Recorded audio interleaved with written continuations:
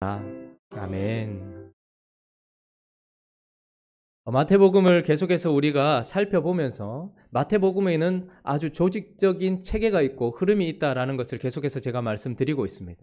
마태복음 5장부터 7장까지는 주님께서 자기의 백성들을 높은 산으로 부르시고 부름받은 자들이 어떠한 자들인지, 부름받은 자들은 어떻게 살아야 되는지에 대한 정체성과 그들의 삶에 대한 모든 것들을 높은 산에서 가르치셨습니다.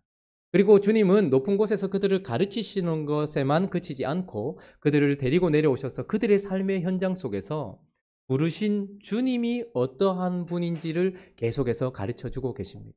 기적과 권능들을 통하여서 주님이 어떤 분인지를 삶에서 보여주시고 메시지로 심어주시고, 삶에서 보여주시고 메시지를 심어주면서 하나님께서 5장부터 7장까지의 가르침과 8장, 9장 사이에 있는 여러 가지 역사들 속에서 부르신 주님에 대해서 말씀하셨습니다. 그리고 10장은 이제 주님께서 부른 자들에게 주님이 어떤 분인지를 알게 하실 뿐만 아니라 그들을 또한 보내셔서 세상 앞에서 주님과 복음과 말씀을 전파하는 자로, 부름받은 자가 주님을 알고서 보냄받은 자로서 살아갈 때에 그는 어떻게 살아야 될지에 대하여서 10장에서 말씀을 하셨습니다. 그리고 11장은 이제 드디어 본격적으로 주님이, 복음이신 주님이 세상 앞으로, 사람 앞으로 다가가시고 복음을 전하시면서 말씀을 선포하고 계시는 세상 속에서 역사하시는 주님과, 그리고 그 주님 앞에서 복음과 주님 앞에서 반응하는 사람들의 반응을 중심으로 지금 우리가 살펴보고 있습니다. 그래서 11장, 12장은 이제 우리 삶에 다가오신 예수 그리스도에 대해서 사람들이 어떻게 반응하는지, 복음이신 그분이 우리 삶 속에 찾아왔을 때 사람들은 어떻게 반응하고, 그리고 그 반응 앞에서 주님은 또 어떻게 반응하시는지, 이런 것들을 중심으로 우리에게 말씀해 주고 계십니다. 그래서 11장 1절을 시작하면서 이제 본격적으로 주님이 제자들을 보내시고 그분도 함께 가셔서 사람들 앞에 서게 되셨는데, 우리가 처음 살펴봤던 본문에서는 첫 번째 반응들이 누구였냐 하면 세례 요한을 통해서 주님을 잘 따라가고 주님의 말씀대로 살아감에도 불구하고 그가 어떻게 되었었습니까? 금요일 본문에서 우리가 어떤 말씀을 나누었습니까? 그가 침체되었고 낙심했었다.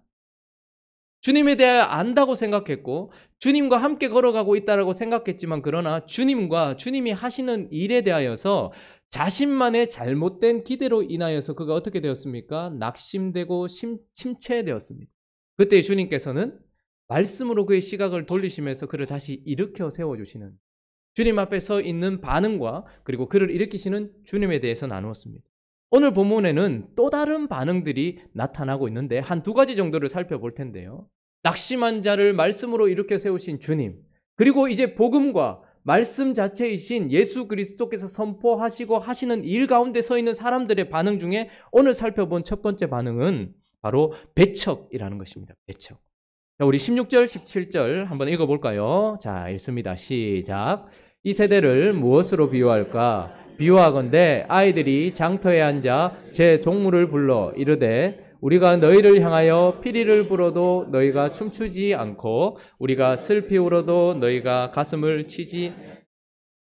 이 세대에 대하여서 이제 주님이 복음이신 예수 그리스도와 그분의 말씀과 그분의 역사 앞에 선 사람들의 반응을 이야기하시는데, 보통 이 본문은 이 세대가 누구인가에 따라서 달리 해석되어지는 본문입니다. 많은 경우에 이 세대를 아이들이 장터에서 앉아 동무들을 부르고 그리고 너희를 향하여 피리를 불고 또 너희를 향하여 슬피 울고, 그러니까 피리를 분다라는 것은 그 당시에 이제 결혼 예식이 있을 때에 있었던 장면이에요. 그러니까 아이들이 장터에서 결혼 놀이를 하고 있는 것을 상징하고 있는 거예요. 그리고 또 하나는 슬피 운다. 이전 버전에는 애곡한다라고 되어 있죠. 이건 장례식에서 일어나는 일들을 상징하는 거예요. 그러니까 지금 아이들이 놀이를 하고 있는데 어떤 놀이를 하는 거예요? 결혼식 놀이를 하기도 하고 장례식 놀이를 하고 있는 장면 속에서, 자, 그러면 피리를 부는 사람과 슬피 우는 사람 어느 쪽인가에 따라서 해석이 달라지는데, 우리는 많은 경우에 예수 그리스도와 요한이 피리를 불고 슬피 울었다라고 얘기하고, 그래서 이 본문은 이제 그런 예수님과 세례 요한에게 반응하지 않는 세대. 이 세대는 예수님이 피리를 불어도 반응하지 않고 요한이 애곡을 해도 반응하지 않는 세대다. 이렇게 해석하기도 합니다. 그러나 저는 이걸 반대로 해석합니다. 그러니까 다르게 보고 있는 것이죠. 아이들이 장터에 앉아서 제 동물을 부른다.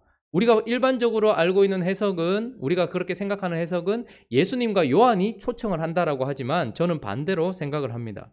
아이들이 장터에서, 그래서 16절을 다시 보시면 이 세대를 무엇으로 비유할까?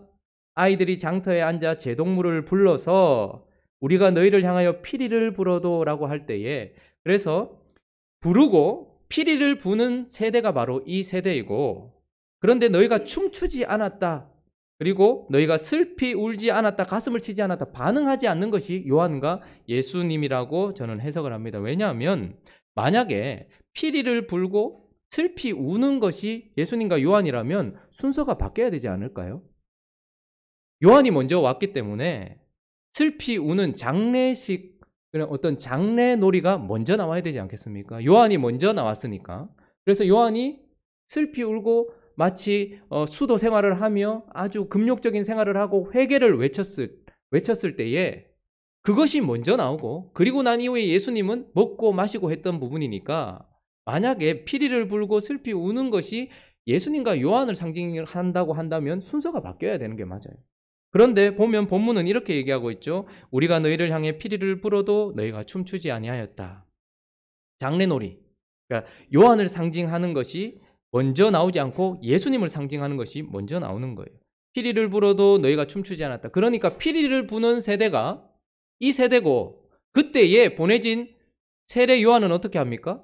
전혀 반응하지 않고 오히려 피리를 불고 즐거워하는 세대 가운데서 회개를 외치고 오히려 어떻게 합니까? 금욕적인 생활을 하면서 사람들에게 눈물을 자아내는 행동을 했던 것이죠. 그러니까 사람들은 자신들의 삶 속에 찾아온 요한이 자신들이 요구하고 자신들이 뜻하는 대로 움직이지 않고 오히려 회개를 외치는 요한에 대하여 마음이 불편했던 것입니다. 그런데 그 이후에 또 예수님에게 어떻게 얘기합니까? 왜 당신과 당신의 선생은 왜 금식하지 않습니까? 이렇게 또 이야기를 해요. 그리고 나서 예수님은 오히려 금식을 요구하는 세대 앞에서 어떻게 하십니까? 먹고 마시고 잔치를 베풀었던 분이었죠. 그러니까 이 세대가 피리를 불고 있을 때에 요한은 회개를 외쳤고, 그래서 이 세대를 아주 불편하게 했고, 이 세대가 금욕과 금식과 형식과 절기를 외치고 있는데 예수님은 기쁨과 잔치를 이야기하니까 아주 불편했던 거예요. 그러니까 18절 19절에 뭐라고 얘기합니까? 한번 읽어볼까요? 자, 읽습니다. 시작. 요한이 와서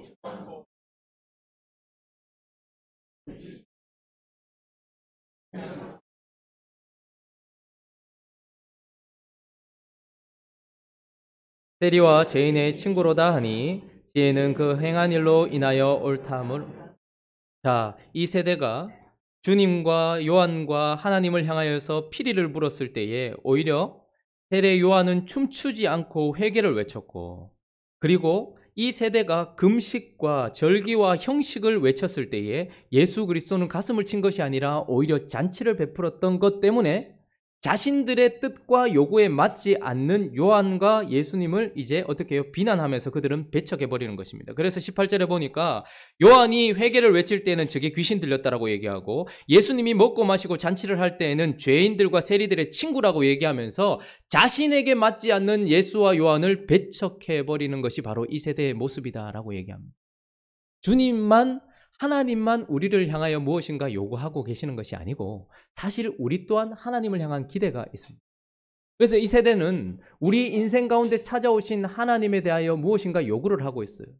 이 세대가 계속해서, 이 당시에도 마찬가지죠. 메시아를 기다리고 있었는데 메시아라고 느껴지는 어떤 한 사람이 왔을 때 많은 사람들이 피리를 불었습니다. 그런데 그때에 세례 요한은 어떻게 합니까? 오히려 금식하고 절제하고 회개를 선포하고 있었던 거예요. 그러니까 자기에게 맞지 않는 하나님이 싫어서 하나님이 보내신 요한을 배척했을 뿐만 아니라 이제 그들의 상식과 그들의 종교 습관과도 맞지 않는 예수 그리스도를 보면서도 나와 맞지 않기 때문에 하나님을 밀어내고 있는 세대, 이것이 바로 이 세대의 반응이다라고 하는 것입니다. 여러분, 우리가 교회를 나가게 되고 신앙생활을 하게 되고 우리 인생 가운데 찾아오신 주님이 내 인생 가운데서 뭔가 해주기를 바라는 기대가 있을 것 아닙니까? 이제 내가 신앙생활을 시작하게 되었고 주님이 내 인생 가운데 한가운데 왔어요. 그래서 우리는 마치 이 본문처럼 주님을 우리 가운데 모셔드렸어요. 근데 우리 또한 잘못된 기대나 뜻을 가지고 있지는 않나요? 그분 앞에서 피리를 부며 춤을 추기 원하는데 주님은 우리에게 먼저 회개를 요구하시기도 하고, 우리는 지금 이런 방식으로 회개하고 하나님 앞에 나가기를 원하는데 주님과 같이 다른 방식으로 우리에게 뭔가를 얘기할 때에 우리는 그때에 그분을 쉽게 판단해버리고 우리 인생 가운데 밀어내고 배척해버리는 이 시대 사람과 같지 않은가? 복음이 우리 인생 가운데 찾아오면 나타나는 반응이 바로 이런 반응이었다라고 얘기합니다. 또 한 가지 반응이 있는데 그것은 바로 무반응입니다. 20절부터 우리 23절까지 한번 읽어볼까요? 20절부터 23절 있습니다. 시작. 예수께서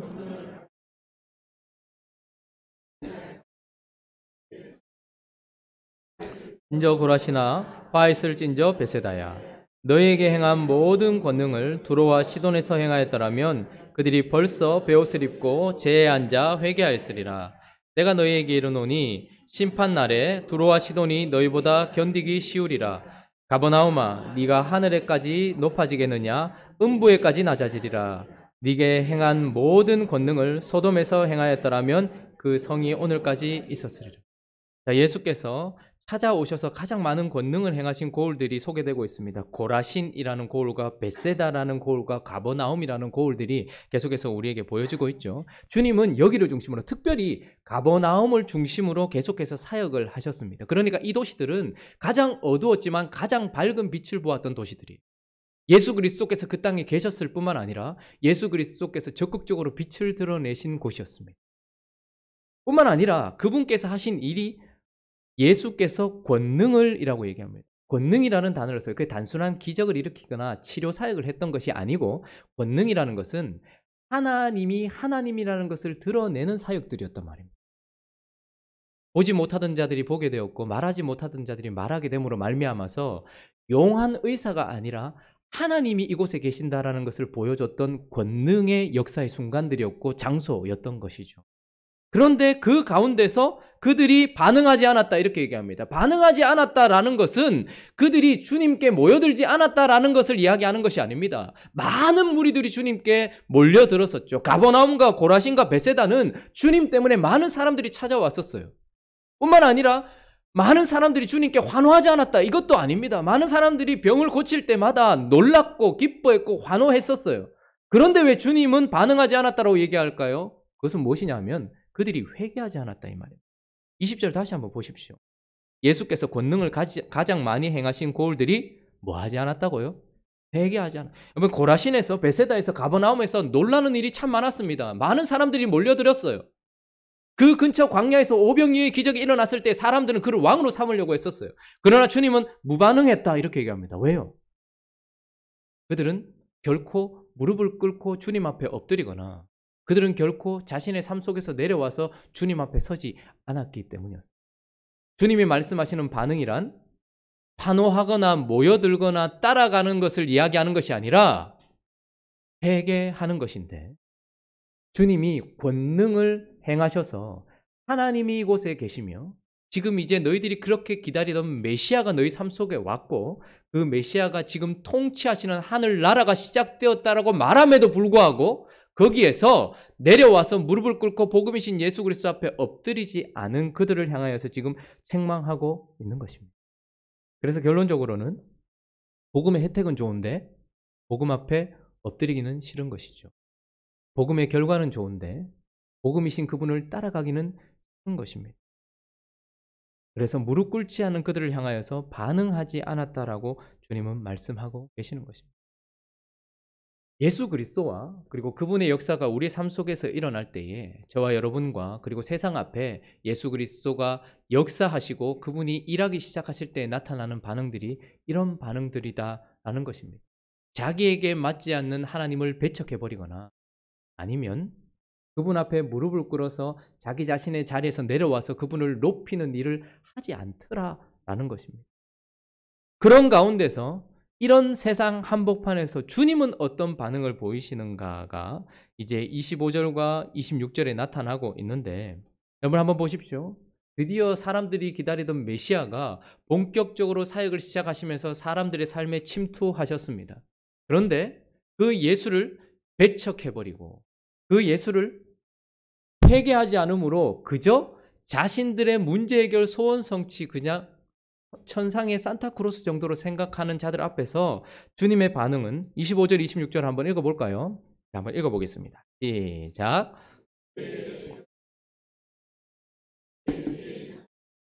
이것을 지혜롭고 슬기 있는 자들에게는 숨기시고 어린아이들에게는 나타내심을 감사하나이다. 옳소이다. 이렇게 된 것이 아버지의 뜻이다. 복음의 능력이 부족하고 역사하는 힘이 적다라든지 사람들이 너무 부패해가지고 복음에도 반응하지 못한다라고 주님께서 낭망하시거나 마음 아파하시는 것이 아니라 지금 하나님 앞에 감사하고 있습니다. 이 말은 무슨 말입니까? 세상이 그렇게 반응하는 것은 그들의 악함에 달려있는 것이 아니라 하나님의 뜻에 달려있고 그것은 하나님께서 그렇게 하시겠다고 약속하신 대로 이루어지고 있는 것뿐인 것이죠. 그래서 복음이 우리 삶 가운데 찾아왔을 때에 복음은 모든 사람들의 것은 아니다라는 것은 이미 하나님께서 알고 계시고 주님도 알고 계시는 거예요. 그래서 스스로가 자기가 지혜롭다고 생각하여서 자기의 지혜에 맞춰서 하나님을 재단하고 이리저리 판단했을 때 아니라고 배척하는 사람들이나 혹은 주님이 왕삼은 길을 따라가는 것이 아니라 내가 생각하고 내가 선택한 그 길을 계속해서 가면서 회개치 않고 그저 주님의 혜택만 받고 나는 내가 왕이 되고 내가 주인이 되어서 여전히 살아가려고 하고 있는 슬기로운 사람들에게는 스스로 슬기 있다는 사람들에게는 복음이 아무런 영향을 미치지 못한다는 걸 주님께서 이미 알고 계시고 그것에 대하여 감사하고 있어요. 그러나 그 가운데서도 어린 아이에게는 나타내시는 것이 복음이다라는 것을 주님께서 지금 선포하고 계시는 것입니다.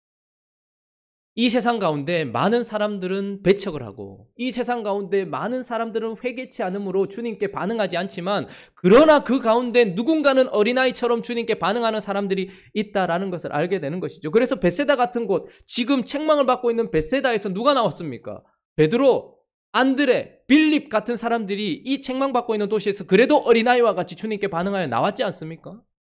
음부에까지 내려가기라고 갈 것이라고 말했던 이 가버나움에서 사실 이 마태복음을 쓰고 있는 이 마태가 여기서 부름을 받고 반응하여서 나왔지 않습니까? 그러니까 복음이란 모든 사람들의 것이 아니라 주님이 선택하셔서 아버지와 아들의 뜻대로 계시를 받는 자 이외에는 찾아올 수 없다라는, 그래서 구원은 주님의 주권적으로 주신 역사고 선물이다라는 것을 기억하면서 주님께서 지금 감사하고 있을 뿐만 아니라 세례 요한처럼 잘못된 기대로 의하여서 주님과 주님이 하시는 일에 낭망하고 실망한 자들에게는 말씀으로 그들을 이렇게 세워주셨고, 그리고 배척하고 무반응하는 세대 가운데서 하나님께 감사하는 주님이 이제 사람들에게는 어떻게 하고 계시는가 하니까 여전히 그들을 초대하시면서 팔을 벌려서 그들에게 오라고 말씀하고 계시는 거예요.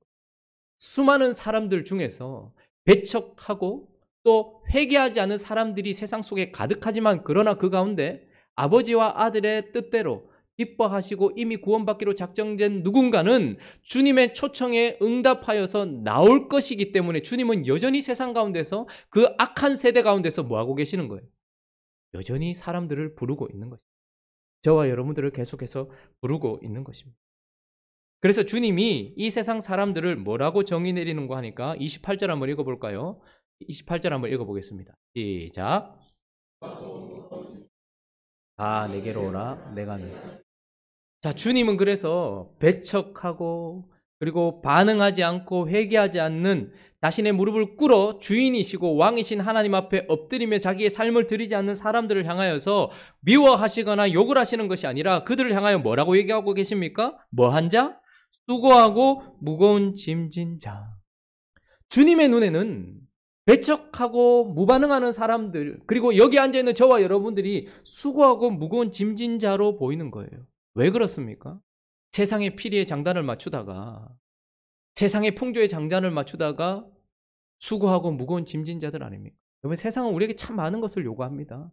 이렇게 하면 기쁨이 있을 것이다. 이렇게 하면 즐거움이 있을 것이다. 이렇게 하면 행복이 있을 것이다. 우리는 그 장단에 맞추어서 얼마나 많은 그 피리에 맞추어서 장단에 맞추어서 살아갑니까? 그래서 이것도 가져보고 저것도 사보고 그것이 목표가 되어서 해보지만 지금처럼 즐거움과 레저가 발달한 시대가 없었지만 지금처럼 권태를 이야기하는 시대도 없습니다. 여러분, 우리가 즐거움을 위해서 얼마나 많은 것들을, 세상에서 말하는 풍조를 따라서 우리는 얼마나 많은 그들의 필요에 맞춰서 무엇인가를 가져봅니까? 이것도 해보고 저것도 해보고 TV를 틀면 여행, 음식, 어떤 취미, 이 모든 것들을 다 얘기하고 있고, 우리는 저거 하면 괜찮은가 보다 해서 그 필요에 맞추느라고 이렇게도 살아보고 저렇게도 살아보지만, 그러나 우리에게 정말 쉼이 있는가? 우리는 그 필요의 장단에 맞추다가 수고하고 무거운 짐진 자들 아닙니까?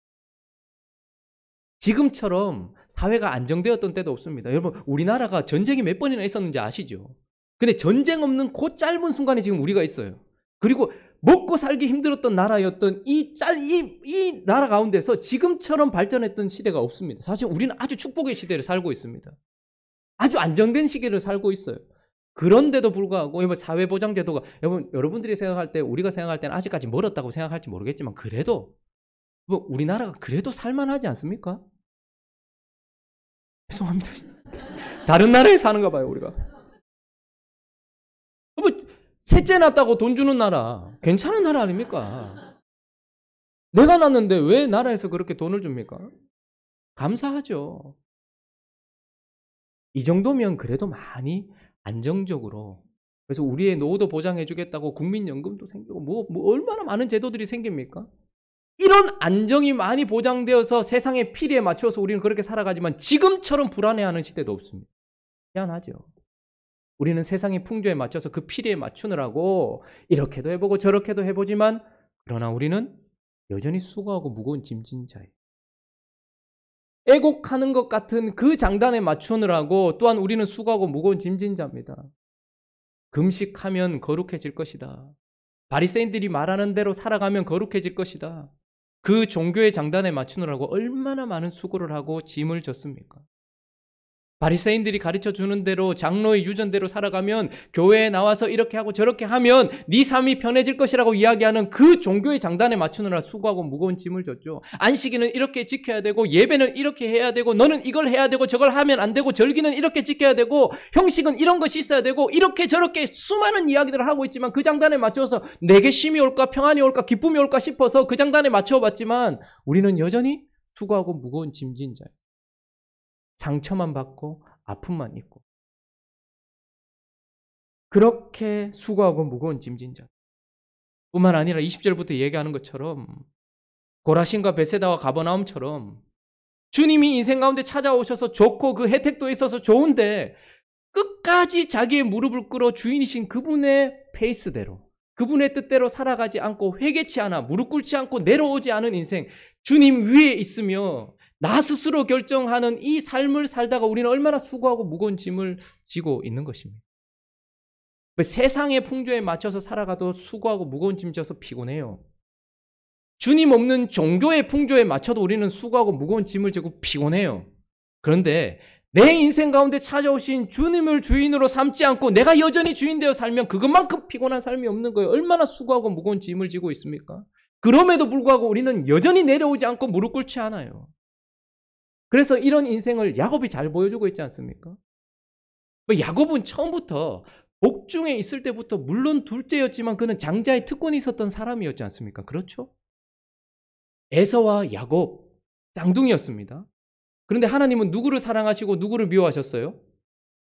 야곱을 사랑하시고 에서를 미워하셨다라고 얘기합니다. 그러니까 둘째이기 때문에 장자의 특권도 없고 둘째이기 때문에 장자의 축복도 없어서 야곱은 그걸 어떻게든 해보려고 거짓말을, 주님 따라갔으면 처음부터 편안한 삶이었습니다. 이미 그는 가지고 있었어요, 복을. 그런데도 야곱은 어떻게 합니까? 스스로가 그 복을 한번 찾아보겠다고 형도 속입니다. 그리고 또 형을 속이고 아버지를 속여서 형을 속여서 장자권을 빼앗고, 형에게 사기를 쳐서 장자권을 빼앗고, 아버지에게 사기를 쳐서 어떻게 합니까? 축복권을 빼앗고. 근데 그건 이미 누가 가지고 있었던 거잖아요. 자기가 가지고 있었던 거잖아요. 근데 그 일 때문에 어떻게 되는 거예요? 가만히 있어도 받게 될 복을 주님과 페이스를 맞춰서 그분의 뜻대로 나아갔으면 편안했을 텐데, 그렇게 자기의 뜻대로 무릎 꿇지 않고 야곱이 계속해서 걸어가다가 결국 어디로 가는 거예요? 바단 아람으로 가서 누구를 만납니까? 라반을 만나는 거예요. 딱 자기 같은 인간을 만나. 그때부터 인생이 꼬이는 것이죠. 갔는데 그래도 불행 중 다행, 자기가 사랑하는 여자를 만난 거예요. 누굽니까? 라헬을 만난 거예요. 근데 그 라헬을 얻기 위해서 몇 년 봉사합니까? 잘하시네요. 특히 남자분들이. 7년을 봉사해요. 나중에 결론적으로는 14년이지만 그런데 야곱이 어떻다라고 얘기합니까? 그 7년을 수일처럼 여겼. 얼마나 라헬이 예뻤고 얼마나 라헬을 사랑했으면 7년 동안 봉사하면서도 야곱이 그걸 수일처럼 여겼대요. 그리고 그렇게 기다리고 기다리던 그녀와의 결혼식을 하고 난 이후에 창세기 29장 25절 아침에 일어나 보니 레아라. 성경 66권 중에 가장 비참한 말씀. 아침에 일어나, 여러분, 7년을 수일처럼 여길 만큼 그렇게 사랑했던 여자와 결혼했다고 기뻐했는데 아침에 일어나 보니 레아라. 얼마나 가슴이 심쿵했겠습니까? 자기 아버지 이삭이 느꼈을 마음이었을 것입니다. 애선 줄 알고 실컷 축복을 했더니 나중에 알고 봤더니 야곱이라. 아버지를 속였던. 그때부터 저 사랑하는 라헬과 저 푸른 초원 위에 그림 같은 집을 짓고 사랑하는 라헬과 한 100년 살고 싶은 그 마음이 부인이 둘이 되고 넷이 되더니 계속해서 싸우고 자식 놓는 경쟁, 어떻게든지 형에게 이기고 싶어하는 자기의 모습과 똑같은 라헬의 모습을 보면서 거기서 계속 자식 놓다가 물론 그 섭리로 12지파가 되었지만 그렇게 꼬인 인생을 살았고 나중에는 아버지를 속였던 그의 모습을 고스란히 보여주듯 형제들, 자기 자식들이 어떻게 합니까? 요셉이 죽었다라고 거짓말 시키고 평생 가장 사랑했던 이 요셉을 죽은 줄 알고 몇십 년을 살아가는 그 인생의 꼬임. 나중에 요셉이 살아있는 것과 이집트로 가서 바로 앞에 섰을 때 야곱이 뭐라고 고백합니까? 바로가 묻습니다. 네 몇 살이냐? 이렇게 물어요. 그러니까 이 나그네 인생 130년입니다. 그러면서 하는 말이 뭐죠? 험악한 삶을 살았습니다. 이렇게 얘기해요. 왜 야곱의 삶이 처음부터 그렇게 험악했을까요? 주님이 처음부터 그를 사랑하셨고 주님이 처음부터 그에게 축복하기로 결정하셨고 주님은 처음부터 그와 함께 계셨습니다. 그래서 야곱이 주님과 함께 걸어갔다면 그의 삶은 130년 내내 어쩌면 기쁨과 환희였을지도 모릅니다. 그러나 그는 끊임없이 주님 앞에 무릎 꿇지 않고 이스라엘로 이름을 바꿔주었음에도 불구하고 그는 여전히 야곱처럼 살아가면서 자기의 생각, 자기의 주인된 마음, 자기의 뜻 이런 식으로 살아가다가 결국은 어떻게 되는 거예요? 험악한 인생 살았습니다라고 고백하는 삶이 되는 것이죠. 우리가 주인 되신 주님과 우리와 함께 하시는 그분 앞에 무릎을 꿇지 않은 채 우리가 결정한 대로, 우리가 생각한 대로, 우리가 꿈꾼 대로 살아가면서 우리 또한 수고하고 무거운 짐진 것 아닙니까? 그래서 주님께서 뭐라시라고 얘기합니까? 수고하고 무거운 짐진 자들아. 다 어떻게 하라고요? 내게로 오라. 주님의 요구는 바로 이것입니다. 우리가 오늘 이 아침에 기억해야 될 것은 나는 주님 앞에 어떤 반응을 보이고 있는가? 나는 세례 요한처럼 주님이 하시는 일과 주님 자신을 보면서 낭망하지는 않는가? 내가 주님의 일을 하고 주님과 함께 걸어가면 내 인생에 이런 일이 일어날 줄 알았는데 옥에 갇히고 영혼의 어두운 굴에 갇혀서 이게 뭔가? 라는 생각이 드는 낙심으로 반응하기도 하고 주님이 오시면 내 삶에 피리를 불면 그분이 피리에 불어서 춤을 춰주시고 내가 울면 나와 함께 가슴을 쳐줄 줄 알았는데 주님은 오히려 내가 생각하는 것과 전혀 다른 삶으로 내 인생 가운데 서 있으면 우리는 주님을 밀어내버리는 배척하는 자는 아닌가. 주님이 우리 인생 가운데 찾아오셔서 권능을 행하셔서 여러분들 우리 인생 가운데 주님이 얼마나 많은 권능을 주셨습니까? 가장 큰 권능은 저와 여러분이 여기 앉아있다는 사실입니다. 그럼에도 불구하고 그때는 무릎 꿇고 주님 앞에 왔는데 지금 또다시 갑자기 내가 주님의 자리에 앉아있고 내가 내 페이스대로 내 생각대로 하려고 하면서 주님께 반응하지 않는 삶을 살고 있지는 않은 그래서 수고하고 무거운 짐을 지고 있는 것은 아닌 근데 주님은 그런 우리에게 어떻게 합니까? 내게로 오라라고 이야기. 세상의 풍조에 맞추지 말고 나 없는 종교에 맞추지 말고 주인 아닌 종이 주인 노릇하는 너에게 맞추지 말고 단순한 말씀을 하십니다. 내게로 오라라고 얘기합니다. 내게로 오라고 말씀하시는 주님의 특징을 29절이 얘기해주고 있는데 29절 한번 읽어볼까요? 29절이 있습니다. 시작.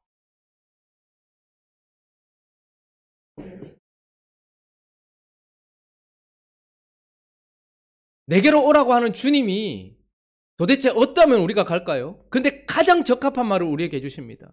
우리에게 오라고 초청하시는 주님의 마음이 어떤가 보니까 첫 번째는 뭐라고 얘기합니까? 온유하다 이야기합니다. 온유하다는 것은 길들여진 성품을 얘기하는 것입니다. 강하고 담대하고 모든 것을 다 할 수 있지만 그러나 길들여져 있다는 거예요. 어디에? 하늘 하나님께 정확하게 맞춰져 있는 분이라는 말입니다. 그러니까 주님과 함께 있으면 하나님께 정확하게 맞춰진 삶을 살아갈 수 있다는 거예요. 주님은 하나님께 맞춰진 삶을 사시는 온유하신 분입니다. 자기의 뜻대로 행하는 것이 아니라 하나님이 뜻하는 대로 그것이 기쁨이 되어서 살아가시는 온유하신 분입니다. 그러나 이런 분하고 있으면 피곤할지도 몰라요. 계속 하나님께만 맞추니까. 근데 주님은 온유하실 뿐만 아니라 뭐라고 얘기하십니까? 겸손하시다 이렇게. 어디까지? 우리의 자리까지 내려오실 만큼, 우리의 죽음까지 내려오실 만큼 겸손하셔서 우리에게 딱 맞춰주신 분이라. 그래서 내게로 오라라는 거예요. 세상 풍조도 아니요, 너희가 지금까지 알고 있었던 내용 없는 형식의 종교도 아니고 병든 너의 자아도 아니라 하나님께 맞춰져 있고 그분의 페이스대로 따라갈 뿐만 아니라 너희들을 정확하게 알아서 겸손한 마음으로 너희를 이해하고 있는 내게로 오라라고 주님은 오늘도 말씀하고 계시는 거예요. 그래서 많은 사람들은 오신 주님 앞에 배척을 해버렸지만 주님은 내게로 오라라고 여전히 우리에게 초청을 하고 계시는 것입니다. 뿐만 아니라 그분은 오라고만 말씀하시지 않고 이제 뭐라고 얘기하시는 거 아니까 29절을 다시 보시면 29절 30절 있습니다. 시작. 나는 나의 멍에를 메고 내게 배우라. 이는 내 얻으리라. 이는 내 멍에는 쉽고 내 집은 가벼움이니라 하시니라. 자, 내게 오라라고 말씀하시는 온유하고 겸손하신 주님이 그냥 오는 것에서만 그치지 않고 이제 우리에게 또 무엇을 요구하십니까? 나의 멍에를 메라라고. 나의 멍에를 메라. 우리 모두는 다 사실은 멍에를 메고 있는 자예요. 아무도 멍에 없는 자가 없습니다. 그러나 무슨 멍에를 메고 있느냐가 참 중요한데 주님이 부르신 우리는 먼저는 주님의 멍에를 메기 전에 내가 메고 있는 멍에를 벗어야 돼요. 어떤 사람은 세상의 풍조라는 멍에를 여전히 메고 있습니다. 그런데 주님은 주님께 와서 일단 그 멍에를 벗으라라고요. 어떤 사람은 여전히 종교적인 멍에를 지고 있습니다. 이런 식으로 하면 내 삶에 평안이 찾아올 것이라 생각하면서 종교적인 멍에를 지고 있어요. 어떤 사람은, 대부분의 사람들은 다 자신이 선택한 멍에를 져요. 주님이 주신 멍에가 아니에요. 근데 주님은 뭐라고 얘기합니까? 주님의 멍에, 내 멍에라고 얘기합니다. 이 말은 주님이 지어주시는 멍에라는 뜻입니다. 우리는 책임지지 않아도 될 일에 책임을 지려고 노력하기도 하고 내 멍에가 아닌 것을 메려고 하고 세상의 멍에나 종교의 멍에나 혹은 나 자신이 스스로 선택한 멍에를 지고 있어요. 그러나 주님은 내게로 와서 뭐라고 얘기하시는 거 하니까 생략되었지만 그 멍에를 벗고 이제 우리에게 요구하시는 것이 무엇인가 하니까 내 멍에를 메라는 거예요. 주님의 멍에를 메라는 거예요. 주님이 우리에게 주신 멍에를 메라라고 이야기를 하고 있는 것입니다. 그런데 그 멍에는 오라고 말씀하시는 주님은 오냐고 겸손하신데 그리고 메라고 하는 그 멍에는 어떤 멍에냐고 하니까 30절에 뭐라고 얘기합니까? 내 멍에는 원어적인 의미를 살리면 좋고라는 뜻입니다. 적합하고 이런 뜻입니다. 맨 사람에게 적합하고 그리고 거기에 있는 짐은 어떻대요? 가볍다라고.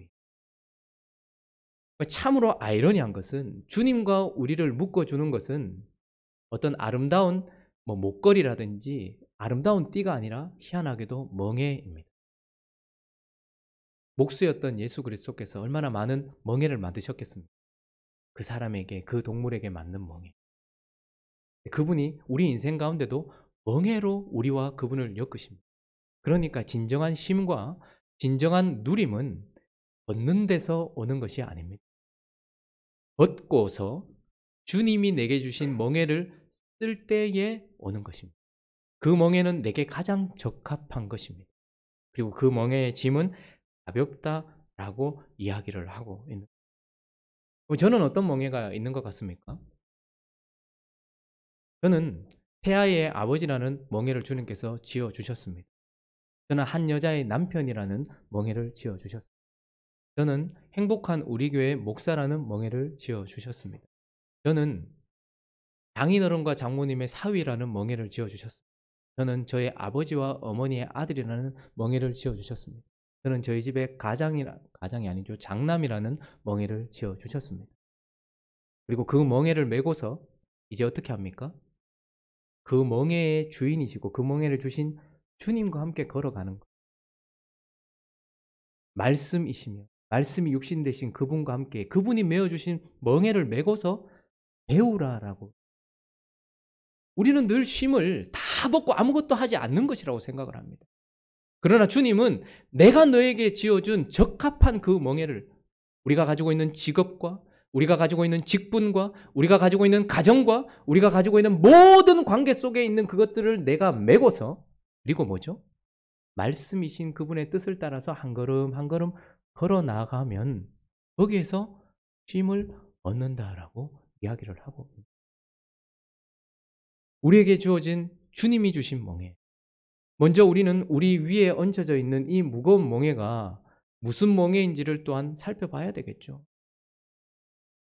늘 들어왔던 세상 풍조의 피리에 맞춰진 멍에인지, 아니면 오랫동안 신앙생활하고 종교생활을 하다가 있어진 그런 풍조에 맞춰진 멍에인지, 아니면 그 누구의 말도 듣지 않고 왕이며 주인인 것처럼 살아가는 내게 맞춰진 멍에인지, 우리는 그것을 벗어야 하고 이제 주님이 내게 주신 멍에를 다시 짊어져야 합니다. 그러나 그것은 내가 주인이 아니라 그분이 주인 되시고 그분이 이끌어 가시는 멍에인 것입니다.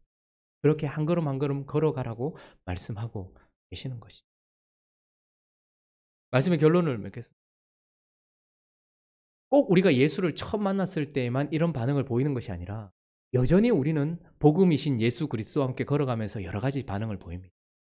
어떤 때는 우리 삶 속에 하나님께서 하신 일 때문에 낙심이 되어서 침체되기도 합니다. 그래서 수고하고 무거운 짐 지고 힘들어하기도 하죠. 어떨 때는 주님이 너무 우리와 핀트가 맞지 않아요. 그래서 이때는 주님을 배제해버리는 그런 반응으로 지금도 살아가고 있는지도 모르겠어요. 이거는 아니지, 이건 맞지 라고 스스로 선택하면서 주님 앞에 한 번도 무릎을 꿇지 않은 채 그저 주님의 혜택을 누리고 주님께 간구하기는 하지만, 그러나 내가 그분께 한 번도 그분의 뜻대로 사용되어지기 위하여 엎드리거나 무릎 꿇지 않은 채 여전히 내가 주인 되어 살아가는 그런 삶으로 반응하고 있을지도 모르겠습니다. 그러나 주님은 여전히 우리에게 팔을 벌리시고 내게로 와라. 그리고 내가 너에게 지어준 멍에를 메고서 나와 함께 걸어가면서 배워라.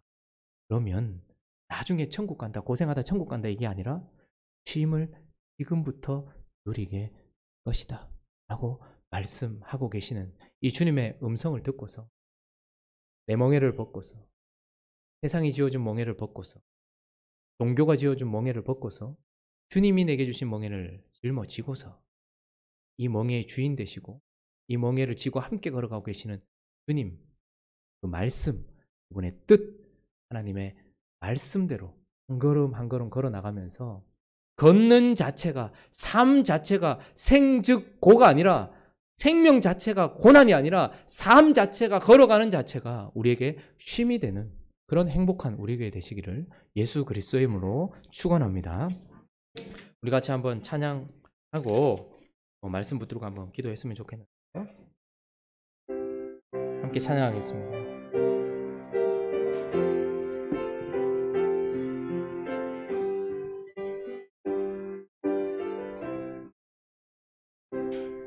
죄에 빠져 헤매이다가 지쳐버린 나의 모습을 못 견디는 아픔 속에서 그렇게 쓰러졌을 때 아무도 오는 사람이 없어 정말로 난 외로웠네. 그때 주님 내게 찾아와 사랑으로 함께하였네. 병든 자여 내게 오라. 가난한 자 내게 오라. 죄에 빠진 많은 사람들아 모두 다 내게 오. 슬픈 자여 내게 오라. 슬픈 자여 내게 오라. 괴로운 자 내게 오라. 삶에 지친 많은 사람들아 모두 다 우리 1절 한 번 더 찬양하겠습니다. 죄에 빠져 헤매이다가 지쳐버린 나의 모습을 못 견디는 아픔 속에서 그렇게 쓰러졌을 때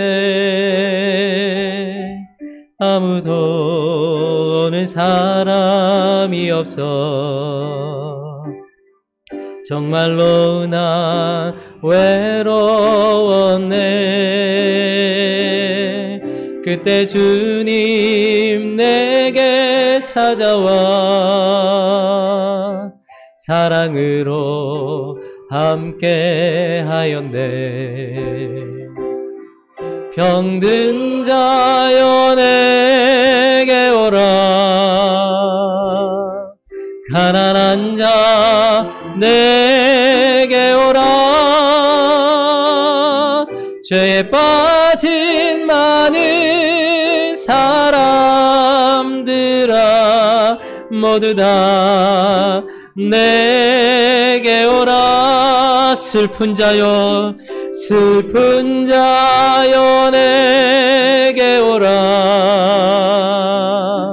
괴로운 자 내게 오라. 삶에 지친 많은 사람들아 모두 다 2절입니다. 수많은 사람 중에서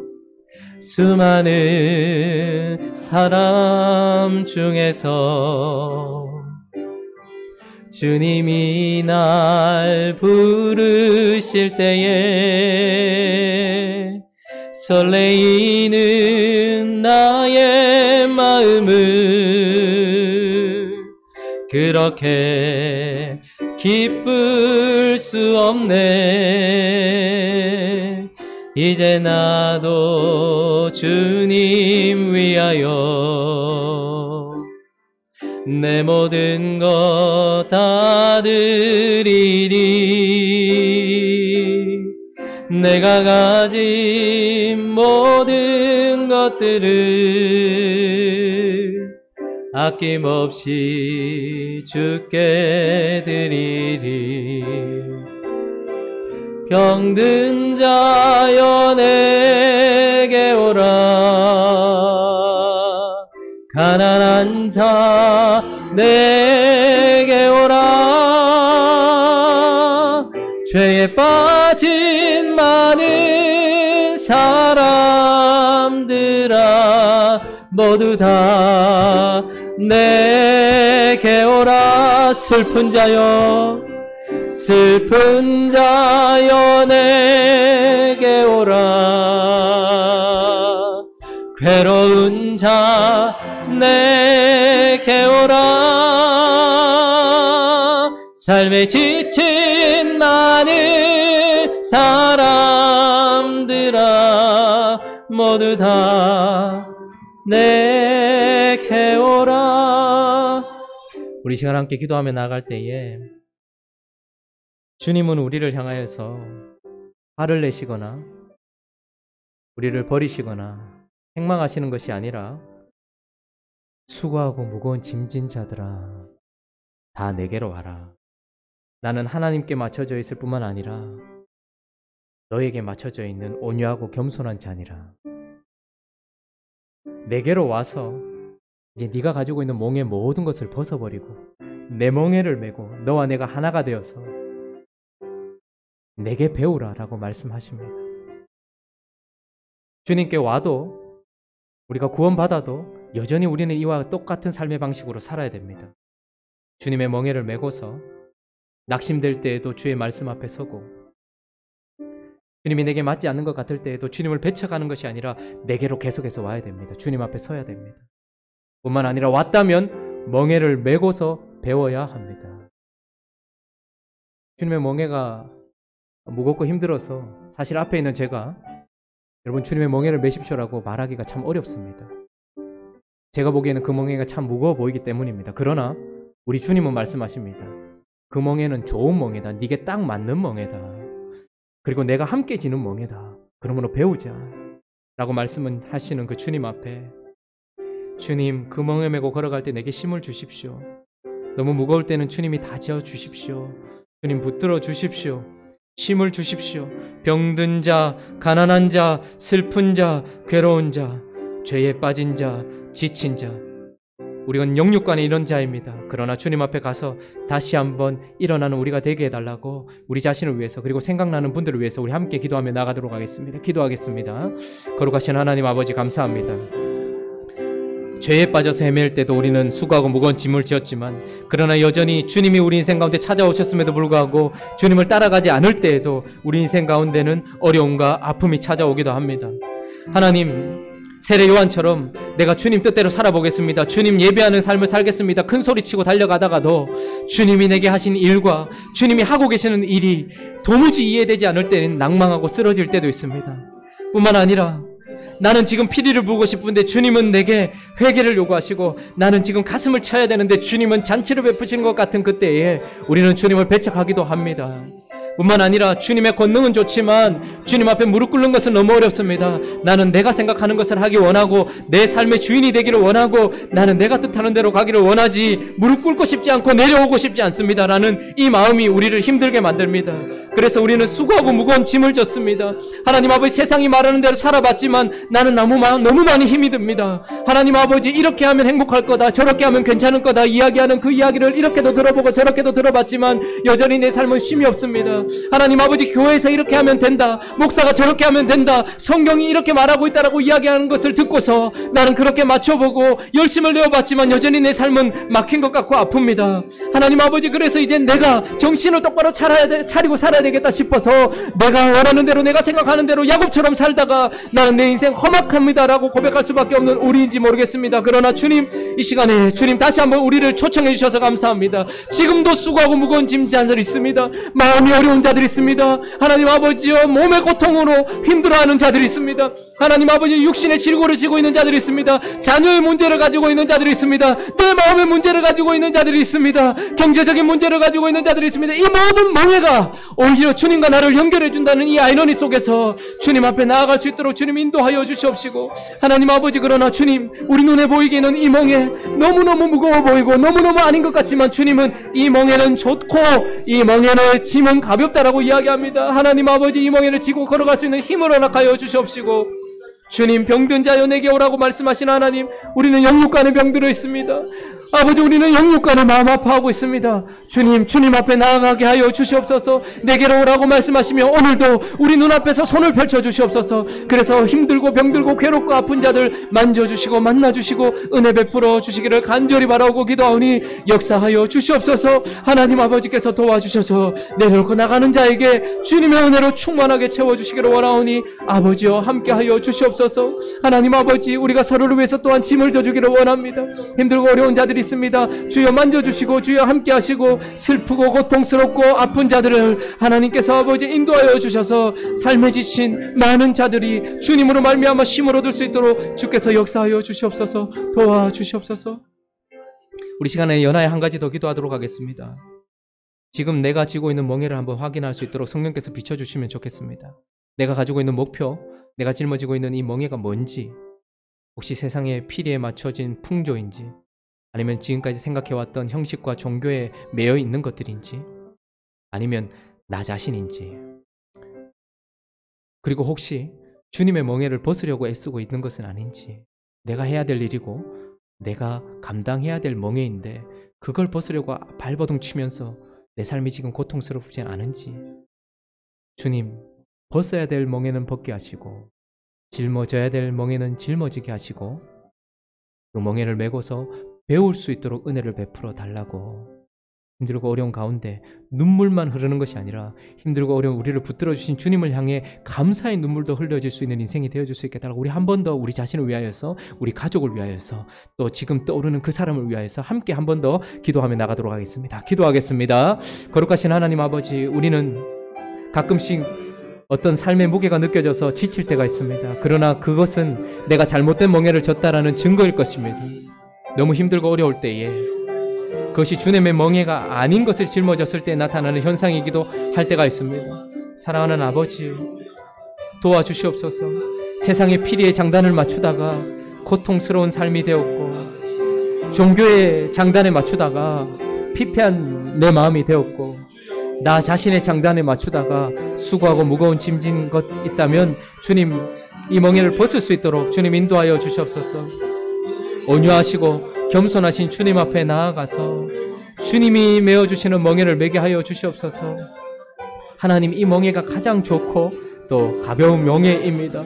주여, 저에게 짊어주신 이 멍에를 잘 감당할 수 있도록 도와주시옵소서.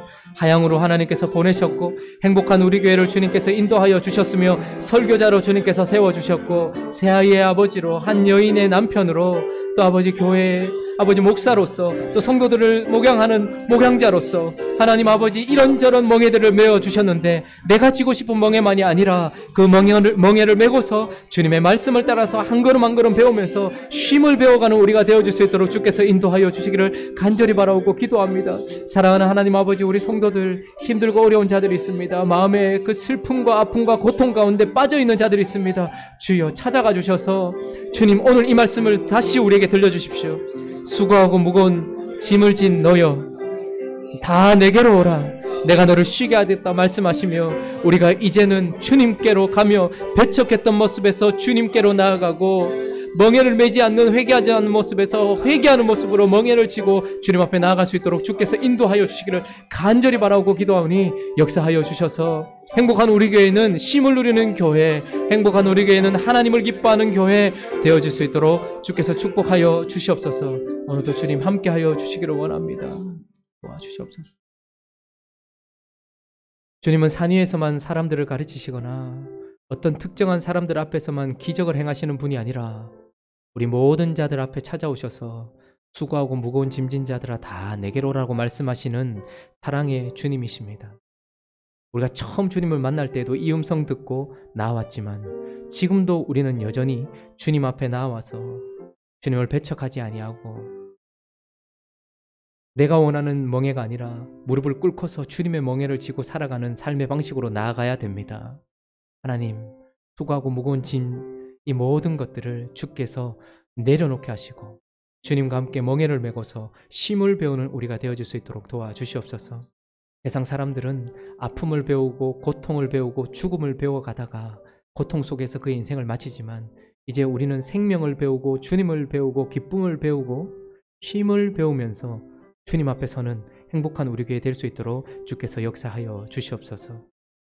영육간에 병든 자여, 수고하고 무거운 짐진 자여, 마음이 가난하거나 육신의 가난함을 가지고 있는 자여, 슬픈 자여, 괴로운 자여, 삶에 지친 모든 자여, 내게로 오라라고 말씀하시는 온유하시고 겸손하신 주님 앞에 나아가고 내 멍에를 메라 말씀하시는 그분 앞에 회개하고 무릎을 꿇어 그 멍에를 메고 주님께 배움으로 말미암아 축복으로 가득한 인생 되어질 수 있도록 주께서 역사하여 주시옵소서.